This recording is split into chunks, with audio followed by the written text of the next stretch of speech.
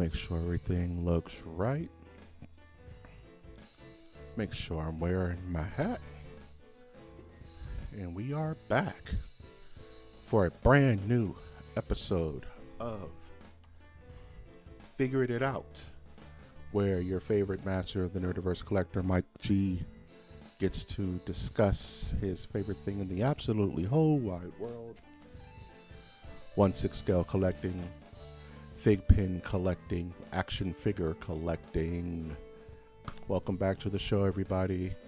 After a few episodes of live unboxing, been very blessed to be able to obtain some figures that I've been waiting a long time to add to my collection. We're going to go back to basics here and talk about some updated releases. We're planning to have a good show this evening, so buckle up. Things are going to get real fantastic real fast.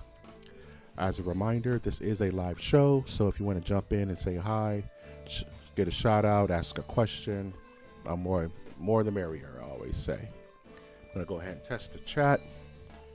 Just make sure everything is above board. Can't type tonight. That's okay. The test is in. We are live. Perfect. So just going to take a second to see if anybody pops up. Just talk about what's been going on this week so far in the world of collecting. I've been really torn on a figure that I've been wanting to pick up, but I would be breaking one of my cardinal rules, which is back collecting. And by back collecting, I mean purchasing a figure that's already been released and kind of gone. And I've already told you the pitfalls of doing that. It being an older figure, the figure may not be within a certain, even sitting in the box, it can degrade, and the figure may be damaged on arrival. And of course, depending on the figure, the price can go way up on what it was initially being sold for for retail. So I've been really toying with this one figure that would be a dream figure of mine. It's one of those things where it's going to happen. It's an eventuality. And the figure I'm talking about is the RoboCop 3. Not necessarily the special edition, but the RoboCop 3 die-cast figure that was released last year. 2024, 2023, something like that. And at the time, it just really didn't fit my collection. And it was expensive at the time. So I kind of was reluctantly stepped away from that figure. And now that I have a movie section back there with Jack Sparrow and even Jason Voorhees, there is room now for good old Alex Murphy. And I can't lie, it's been calling me. There's a place I can get it that I trust, that I won't say on this stream because it's a place that a lot of people don't really mess with, but I can only go by my experiences, and I've had no real issues with the company that I'm thinking about buying it from. It is a third-party company. This figure is kind of hard to find now. It's become a little bit of a grail over the last couple of years. So I'm having to I may be making a executive decision on that purchase. So I don't know. I really need to figure it out. I might pick it up. I might not. I'm really torn about it because it is a particular financial sink. It's not a financial sink. It wouldn't set me back, but it's probably my most expensive figure that I've purchased so far for this collection, even more than my die-cast Iron Man. So I'm still thinking about it, and that's a big thing about collecting. Before we get started and jumping into this episode, is that when you're a collector, when you're balling on a budget, like Mike G is, you have to make decisions and save and be particular not only with your space, but with your pockets. So that RoboCop, and just RoboCop's one of those movies that I grew up with. It was on the VHS tape that I watched 4 times a day, every day from 0 to 14 years old. It's one of those movies where it's just on constantly. RoboCop was So I absolutely adore that movie and need RoboCop representation in my collection. Mind you, I have the 1/12 scale. What is it called? The ultimate version of RoboCop. I believe the company that made it was the company that makes all the horror figures. I forget the name of them. It escapes me at the moment. Like the Ultimate Hellraiser and Ultimate Pumpkinhead. There's also Ultimate 1/12 scale RoboCop, but I want this one. It looks so freaking good. But I digress. For those who are watching, thank you for watching. Before we get started and jumping into the show tonight for Figured It Out, I always ask if you please like the content. Please comment on the stream. I'm doing my little part here to bring, I would say, eyes to the hobby, eyes to the community. I want to be a bigger part of the community, but I really don't know anyone yet in the community. So I'm still growing. I'm still trying to get my way in there. And hopefully making this content will buy me some grace. You know what I mean? Or grant me some grace. But all that to be said, I think I've rambled enough. Okay, let's go. This is episode 17 of MOTN Figured It Out, and it's called The Fantastic Galactus. So the 400-pound gorilla of the room for 1/6 scale collecting is that Hot Toys just dropped a giant Fantastic Four bomb on the collecting community, and we're going to go deeper into that right now. So the first thing I wanted to talk about this evening was really the biggest action figure I've ever seen in my life. This thing's about the size of a small child.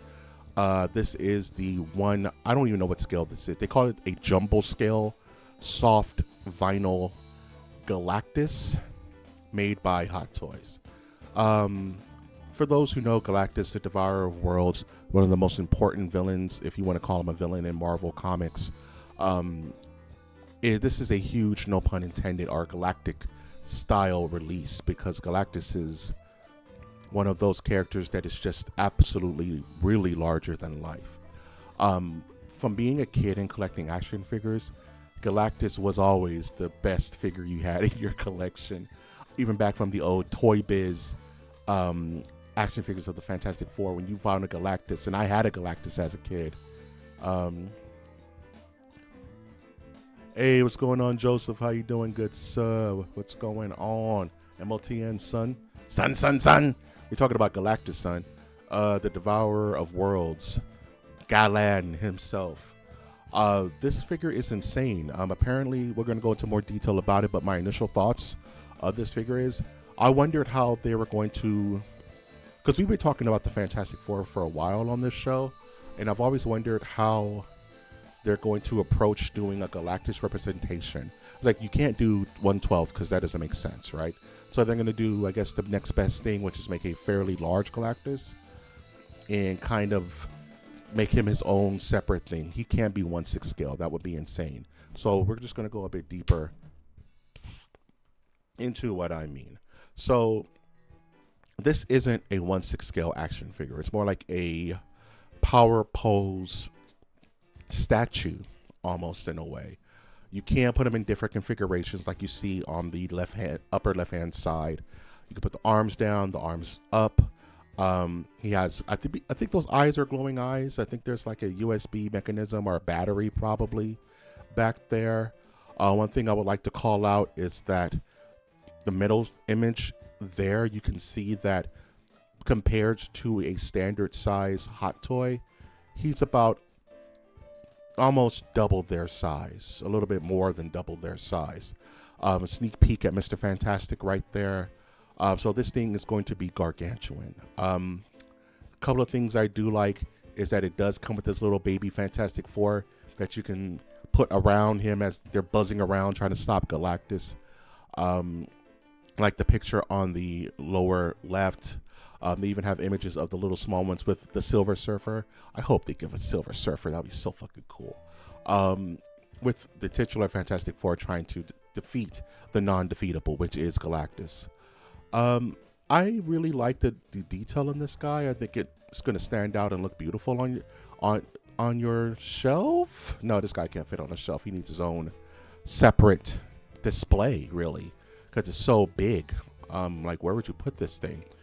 Me and Toots were talking about that on MOTN Live Fridays 6 p.m. And her first thoughts was, where no human being would have this in their house. Too much, I agree. Where would you put this? Like, is this going to be a centerpiece? You just have a corner. Put this in the kids' room, right? Like, I don't know what you do with this thing. And that kind of goes to my always initial question of, Mike, would you purchase this? Mike, would you recommend this? And I'll answer the latter question. Would I recommend this? I would highly recommend this. It's not going to be heavy. It's going to feel on the cheap because it's going to be hollow, soft vinyl plastic. It's not going to have the weight of a hot toy. One of the coolest things about 1/6 scale collecting is when you first take the figure out of the plastic or the container or whatever, it feels expensive. It feels like worth your time. Those figures feels like dense and like, oh man, this is something cool. This is not going to feel that way. It's going to feel kind of cheap and kind of loosey-goosey. It's not going to feel great, but it's going to look great. Once you stand them up and get them in effect and get them all put in wherever you're going to have him, he's going to shine. You know what I'm saying? So I think this would be cool to have as a standalone, literally, because what else are you going to pose against this thing? Maybe even get a specialized display case for him with a diorama background, like make it look like the galaxy. I don't know. Go have fun, be creative. So I would highly recommend this if you have the space. And that kind of goes to what I purchased it. And unfortunately, no, because I don't have the space. I have no space for this thing. This thing is insane. Just even if I owned a big old home, where in a room are you going to put this? So that's really the drawback of having figures this large, is that yes, it's imposing, yes, it's beautiful, but your average collector is not going to have the space for this guy. I don't even think it's that expensive, but I think it's anywhere between $350 to $400, which is the average price of a regular hot toy. But I think because it lacks really mobility, it lacks the agility. It can't really bend or flex or pose or anything like that. It doesn't have multiple head sculpts. It's just kind of meh, bleh. I think that's still a little expensive, on the expensive side. But I would highly recommend this if you love Galactus and you want that representation, and most importantly, you have the space. So this is what I'm thinking about this one. It is a recommend, but it is not a purchase for me, unfortunately. Hydrate, ladies and gentlemen. It's a hot night. It's a hot night. Thank you for those who are watching. As always, this is a live episode, so please feel free to ask me any questions, comment. Does it look cool? Does it look crappy? You let me know. Barring any questions about the Devourer of Worlds, we're going to move on. All right, so here's the thing. It is not the thing. This is Mr. Fantastic. Pedro Pascal himself announced with some of the Fantastic Four. We're going to talk about that later. Initial thoughts and reactions to this figure. One of the big things I've been talking about is, and Toots once again asked this question, is like, would it be difficult to represent these figures in 1/6 scale? And I said yes. I thought it would be very difficult, just based on their power set and based on their abilities. How do you do stretching in 1/6 scale and not make it look cheap? How do you do invisible in 1/6 scale and not make it look cheap? So I was really curious to see how Hot Toys was going to tackle a character like Mr. Fantastic or the Invisible Woman or even Human Torch. How do you do fire in 1/6 scale and not make it look cheap? So when I saw what they came up with Mr. Fantastic, I don't think it's perfect. I think there's one small thing that I'm going to point out, but I think it's a fairly good idea. Everything sounds good to me. Thank you, sir. Just wanted to make sure. Thank you for one. My mic sounds nice. 1 2 1 2. So yeah, let's talk about my initial reactions. I was like, okay, I see what you're doing here. I see the stretchy bits. I see the array of hands Not really a lot that comes with Mr. Fantastic because he doesn't really have guns or anything crazy like that. I do want to talk about this Pedro Pascal head sculpt, which I think is pretty spot on. A lot of people are kind of dogging it, saying it's not as good as another head sculpt we're going to be talking about later in the show, but I think he kind of has this annoyed, almost like 1950s Vincent Price face. He reminds me, he should be like inviting people to the house on Haunted Hill. You know what I mean? I don't know. He looks almost annoyed. I don't know about this face, this expression choice for Mr. Fantastic. Like a cocky assurance. It's weird. I like the costuming. I've always liked the costumes of this film. We're getting brighter suits nowadays. I think the tailoring looks good, especially in this top image here around the neck part. That looks pretty straightforward. But overall, I think it looks really cool. Let's dig a bit deeper into it. Perfect. So here is just a bit more of a deeper dive into Mr. Fantastic. He has separate rolling eyes, which is pretty standard for the course with these figures now. The interesting thing is that he comes with a full second body. That is him doing stretchy stretcher things, and they're interswappable. So if you just wanted the upper top to stretch and leave the bottom normal, you can. If you wanted the top to be normal, have the bottom stretch, you can. The only problem I have with this figure is that, and I hope they fix this in the time they have to put these out, is that the stretchy parts are made of plastic, where his normal suit is made of like fabric. So it's going to look real different if you mix and match. You know what I mean? So the top will be super shiny, but the bottom will be cloth. So I'm hoping it's a small fix. I'm hoping they just cover the stretchy bits with fabric over the plastic so it matches better with the standard human proportions. I think something as small as that would make this a goat figure.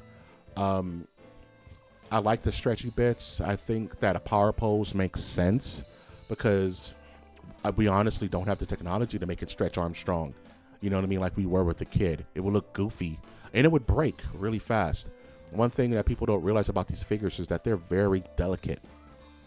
You drop a hot toy, it'll just shatter on you like glass. You have to be kind of, they're not action figures. You can't play with them. You know what I'm saying? You pose them, they look cool, you put them up somewhere. So I think them making that small adjustment to the elastic bits would make this a goat figure.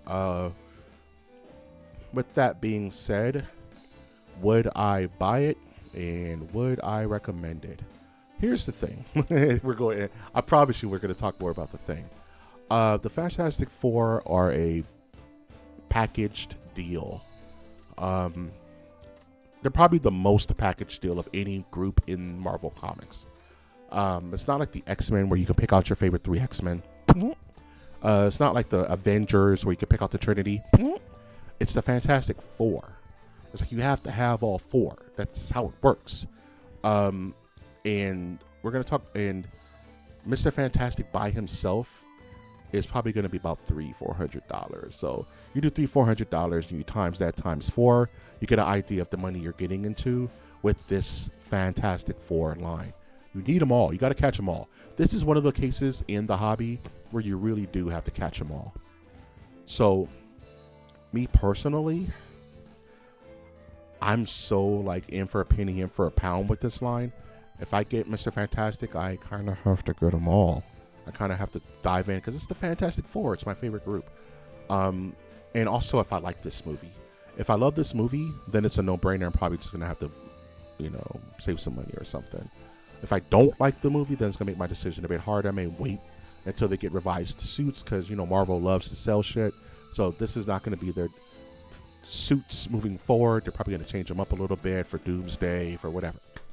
So for right now, it's a tentative yes on this figure. Yes, I would purchase it. And if you love FF, you're just already, if you like the Fantastic Four, you've been waiting for this forever, you're already sold, right?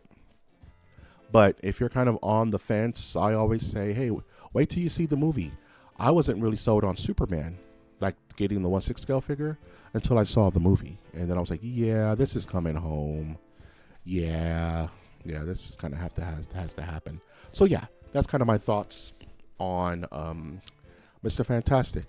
That being said, I'm not going to discuss the other figures until later in the show because I didn't want this to be the Fantastic Four episode and to have all my figure previews be the FF because that just eat up too much. And he's the main one I wanted to talk about, so that's how it's going to be approached, just so you understand. Do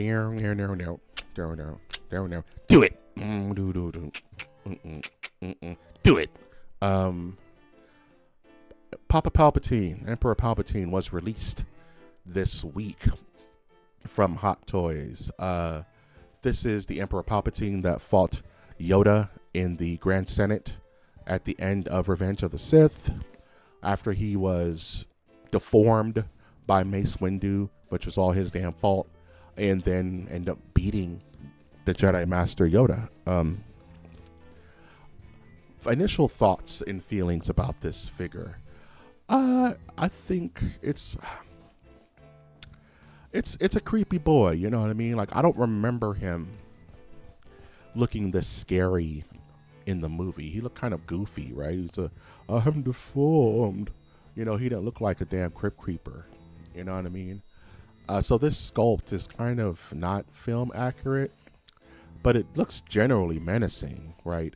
I wouldn't mind having this figure, like, along with my Darth Vader, Darth Revan, Darth Sidious.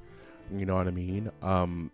It comes with a commemorative coin. If that's your flesh for fantasy, I could give a shit. It comes with a full array of heads, and you know, I'm a wizard man, lightning coming out of my fingers, hands, as well as a lightsaber. So I think, and I like the robe. I like that it's the screed accurate version of Palpatine, the brown robe, which a lot of us forget he was wearing brown. In my brain, I thought he was wearing red, but no, he's wearing brown. So I think the sculpt, even though it's solid, is just not film accurate. Just getting a bit deeper into the figure itself, he does come with rolling eyes, so you can lock in that creepy stare. You can drop the hood, from my understanding, but to be more film accurate, you have to leave it up. Like I said, he comes with the electronic fingers that shoots laser beams, and I think it's a fairly solid figure overall. I think the tailoring is nice. I believe the hood is wired, as well as the robe. I really don't know what's under the robe. Not that I'm going to be undressing it or anything, but I wonder how the tailoring is under the robe. So I would be curious to see how that goes.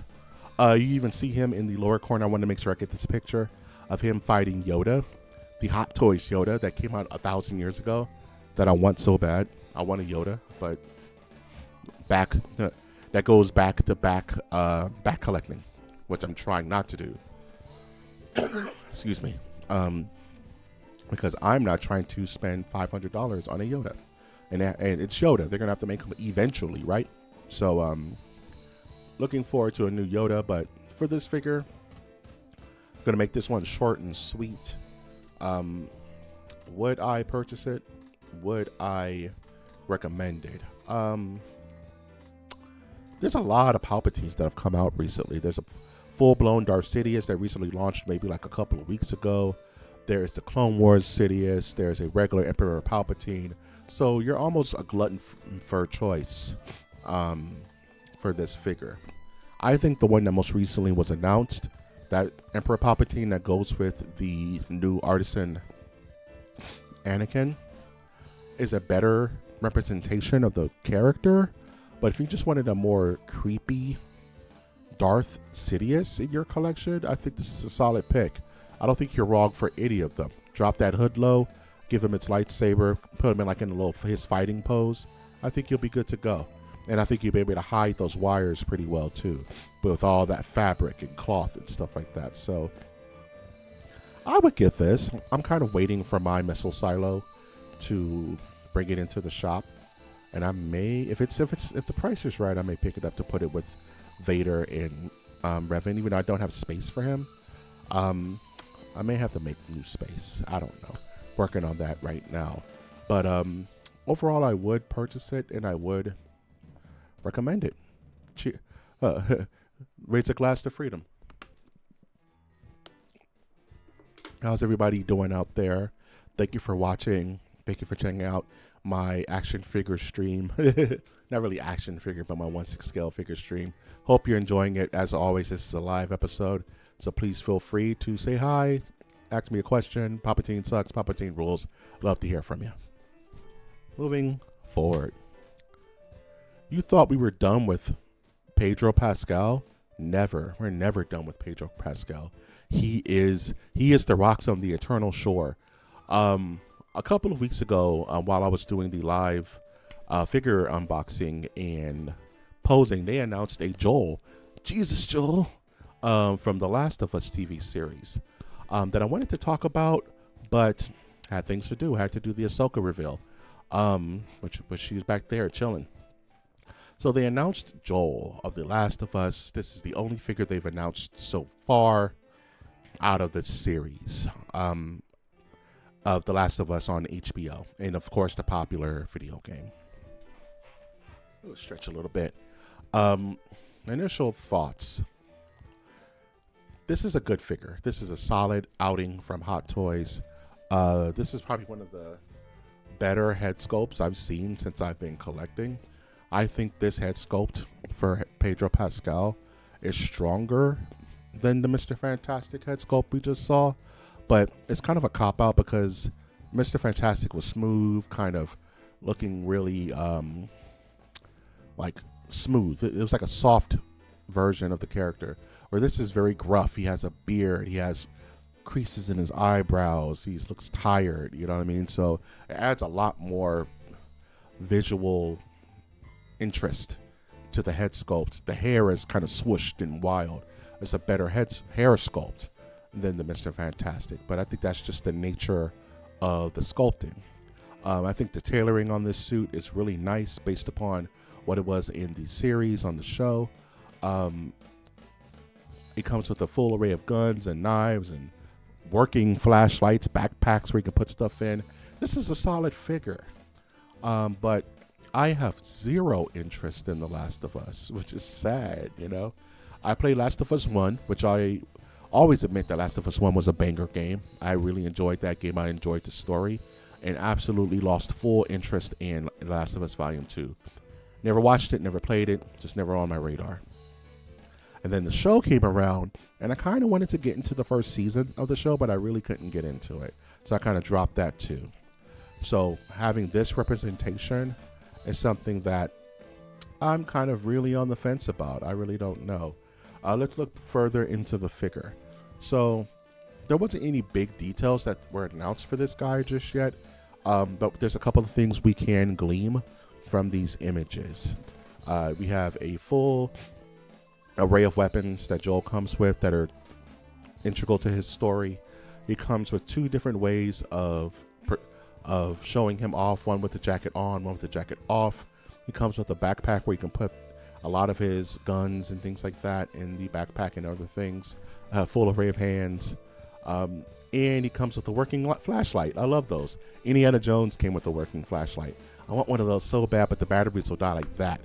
My Jack Sparrow's lantern came with a battery and it lasts about a day. Once again, and this kind of goes into would you buy this? Would you recommend it? This is another figure, and Pedro's kind of cursed by this at the moment. He's like, I need to see what's more coming from this line. Joel by himself needs Ellie. Whatever you think about Ellie, whatever you think about her, the actor and all that, that's your business. But Joel and Ellie is like Mario and Luigi, Ryu and Ken, Scorpion and Sub-Zero. Joel and Ellie are a packaged deal. So unless you're just a super big Joel fan and that's all you care about. But if you want that partnership, and you know I'm very big on partnership in my collection, then you're going to have to wait and see what they're talking about with Ellie. Like if I was to get anything from this line, it would probably be a clicker, or the big bloated clicker, or the Rat King, or something gross. I want a gross monster, you know what I'm saying? So I would even get Joel in a clicker. Joel in a Rat King or something. But I need to see more from this line. I need to see what Ellie's talking about. I need to see if they make any creatures from this line that may entice me to pick up a Joel, because I just can't get him by himself. I don't care about the character that much. But if I want Last of Us representation, he needs a partner. He needs a double. He needs something to go with him. So just like the Fantastic Four, I have to wait and see on this one because I'm not really invested in this show at all. I haven't seen one episode. I do like the first game, and I do like Joel as a character. I like he's not a hero. He's not a villain. He's just a human. I like all of that about him, but he definitely needs a dancing partner for the shelf. You know what I mean? So this one is, I would recommend it if you like The Last of Us, if you like Joel. Hey, put a down payment on it, see what happens. But for me personally, this is a pass right now until I can see more from the line. All right. Yes. All right. And you get here. I don't know what to do with the Kamen Riders, man. I really don't know what to do with the Kamen Riders. This is another announcement from Hot Toys for a Kamen Rider Black from the popular Japan Super Sentai series. Kamen Rider is just about as old as Astro Boy. Shoutouts MOTN, Random Select, watch those episodes, they're goated. And they're coming up with another Kamen Rider for those fans. And this must be a overseas thing, a Chinese thing, a Japanese thing, because this is not big at all in the States. Like, I know Masked Rider, I remember that as a kid, but it stopped. It began and stopped at Masked Rider. So Kamen Rider, and the reason I even brought this figure up this time and just general thoughts is that they put a lot of love into these Masked Rider figures. I don't get it, man. They like they're the most innovative with these figures, dude, and you'll see in a second. These figures always come out beautiful and posable and diorama bases and motorcycles, and they really go all out for these Kamen Rider figures. I don't get it, and it kind of makes me long for like my guys. Like, I want the Guyver with this much love. I want a 1/6 scale Hot Toys Guyver, which will never happen. I want a 1/6 scale Karas or Kasharn or a 1/6 scale Hurricane Palomar. Like, those are the Sentai guys I really want.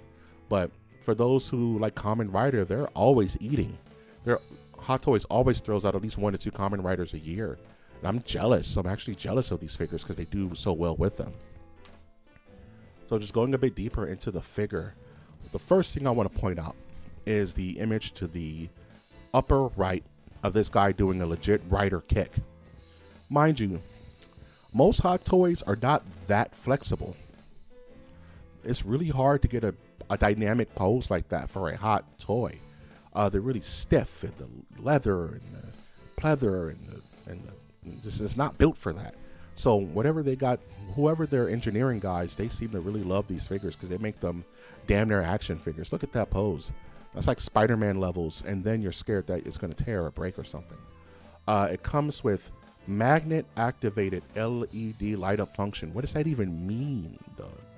Like, magnet-activated, what, do you, like, pull up metal next to it and it just glows or some shit?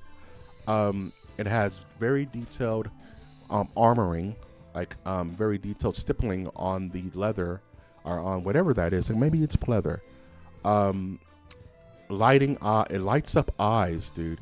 And you can see that there's another Max Rider back there that's going to be available as well. I didn't go over that one. These figures get so much love, and it drives me crazy. I wish I was into that, because it was like, I would buy all of these because it seems like a neat line to be into. It seems like a neat character to be into. At the end of the day, would I purchase this guy? Would I recommend it? If this is your cup of tea and you're into Max Rider, why not? And they're not that fairly expensive.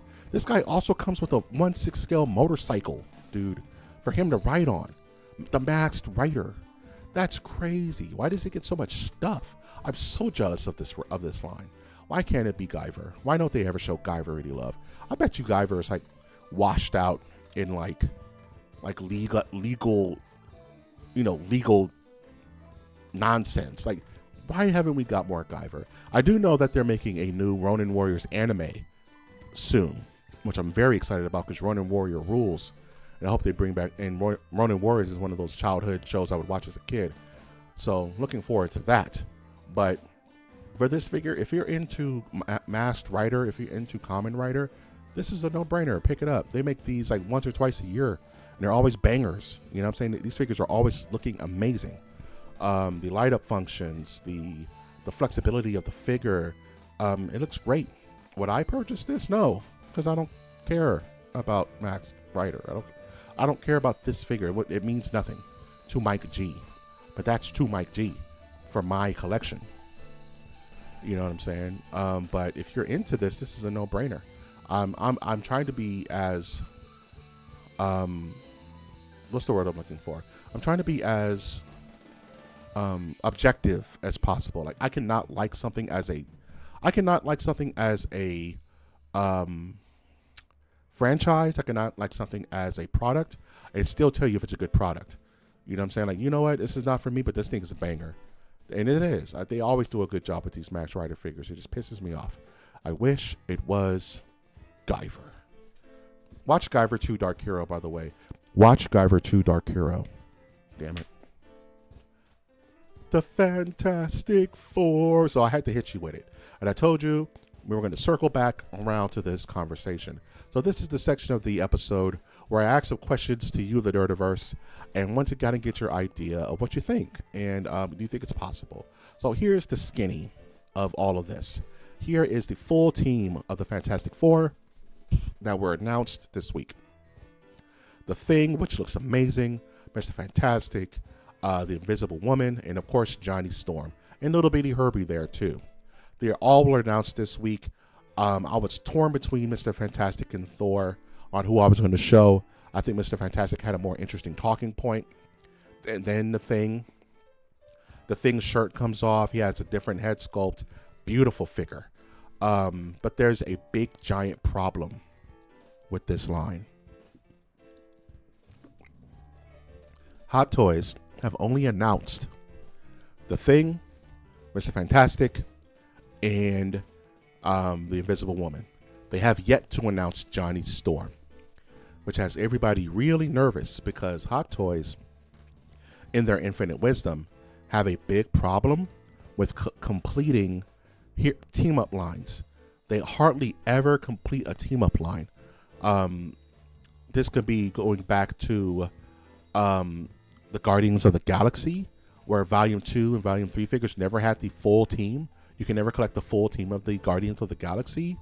Even back to Deadpool and Wolverine, we're still missing representation from Gambit and from Elektra, from the Exiles team, you know, with Blade and X-23 and Wolverine and Deadpool.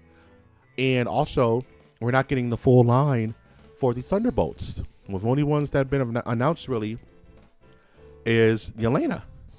And they teased a Red Guardian, Bucky, Ghost.